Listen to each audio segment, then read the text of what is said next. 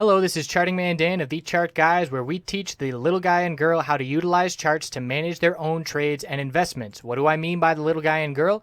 Well, we just had two directives signed halting the implementation of a rule that requires financial advisors to act in the best interests of their client. Let that sink in a little bit.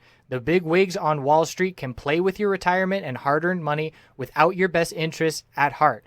We currently have hundreds of members taking charge of their financial future, and we would love for you to come check out a free week with no credit card required to see if our services would be beneficial on your path to financial independence as well.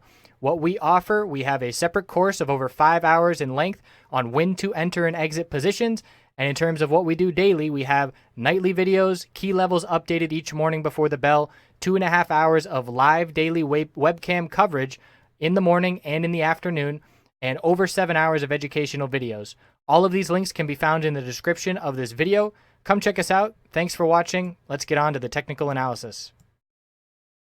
Checking in on natural gas. So we have the bears still in control. Look at this rejection point. So the high that we saw after the gap down open was 2994. The high of the bounce today to the 10th of a penny, 2994, exactly a double top. And then we pulled back significantly. So the bears are still in control now. And now we have a very clear level. The bears are going to remain in control until we can break 2994 and try to work on filling this gap back up to 3035. So we're looking down at support of 2913, and then down to the low that we saw of 2887. So very clearly still weak. We had that bullish reversal candlestick on the daily yesterday. We did not confirm it in any way, shape, or form. We saw a big upper wick rejecting from that resistance and a lack of follow through. So it's going to be up to the inventory report to provide some kind of catalyst for the bulls. They desperately need it at this point. This is looking like another bear flag, a little short-term bounce before continuation to the downside. And if it's a bearish reaction to the inventory report, that's obviously what we're going to see. So if we break 2887, the next support I'm looking at is it's going to be a ways down here. It's going to be 2823, and then the low from this pullback of 2764.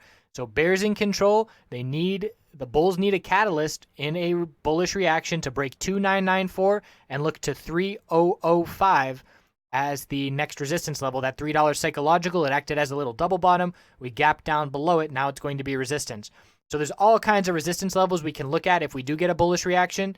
Aside from those two that I just mentioned, 3035 fills the gap on the hourly, 3057, and then we can look at all kinds of resistance all the way back up. But as of right now, one step at a time, all about 2994 for the bulls heading into tomorrow.